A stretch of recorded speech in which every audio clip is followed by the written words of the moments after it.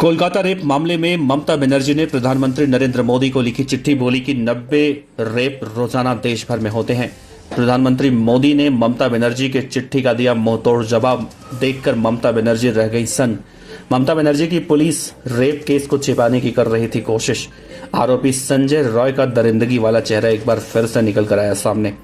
संदीप घोष इस पूरे मामले का निकला मास्टरमाइंड और भी कई चेहरों की तलाश। अब नहीं बचेगा संदीप घोष, संजय राय से ज्यादा है दरिंदा। लॉरेंस बिश्नोई गैंग ने भी कह दिया कि कैंडल जोड़ने से न्याय नहीं मिलता। नमस्कार, आप देख रहे हैं पीडीएफ न्यूज। एक तरफ पश्चिम बंगाल की राजधानी कोलकाता में हुए भयानक रेप केस के बाद पूरे देश में बवाल मचा हुआ है, तो वहीं पश्चिम बंगाल के मुख्यमंत्री ममता बनर्जी ने भी अब केंद्र सरकार को चिट्ठी लिखकर कहा है कि देश भर में 90 रेप रोजाना होते हैं। उसका क्या हुआ?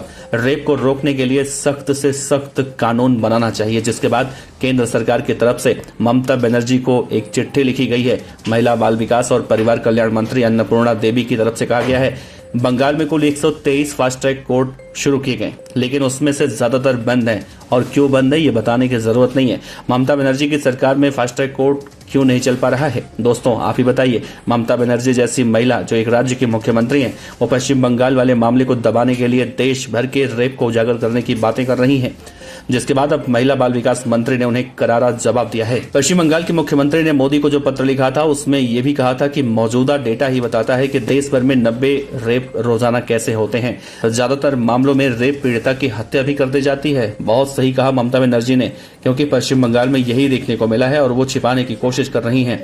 ममता बनर्जी ने कहा कि ये बहुत ही ज्यादा खतरनाक है और ये समाज और देश के आत्मविश्वास के और विवेक को पूरी तरह से निचोड़ देता है। हमारा कर्तव्य बनता है कि महिलाएं सुरक्षित महसूस करें। सही बात है ममता बनर्जी जी, आपका कर्तव्य क्या है वो पूरे पश्चिम बंगाल को देखने को मिल रहा है। जिस तरह से आरजीकर मेडिकल कॉलेज में रेप की घटना हुई, उसके बाद आपकी आंख बहुत जल्दी खुल गई। ये देखकर बड़ा ही अच्छा लग रहा है। आप एक राज्य के मुख्यमंत्री हैं, लेकिन फिर भी आपको पल्ला झाड़ने के लिए मोदी सरकार को चिट्ठी लिख रही हैं।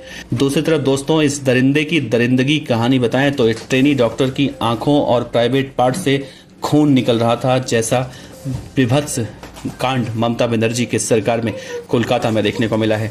दोस्तों, इस मामले में मैंने आपको बताया था इससे पहले वाले वीडियो में कि गैंगस्टर लॉरेंस बिश्नोई ने भी साफ तौर से कहा है कि कैंडल जलाने से कुछ नहीं होगा और ऐसे अपराधियों के साथ क्या कुछ करना चाहिए वो बताने की जरूरत नहीं है। खैर, दरिंदे की दरिंदगी अगर हम आपसे बताएं तो आरजीकर मेडिकल कॉलेज में सबसे पहले ट्रेनी डॉक्टर के साथ रेप किया गया, फिर हत्या कर दी गई। उसके बाद उसके अर्धनग्न बॉडी कॉलेज सेमिनार के हॉल में रख दी गई। जरा सोचिए दोस्तों, ये दरिंदा इस तरह से दरिंदगी कर रहा था कि दोनों आंखों में और प्राइवेट पार्ट से लड़की के खून निकल रहा था। गर्दन की हड्डियां तोड़ दी गई थी।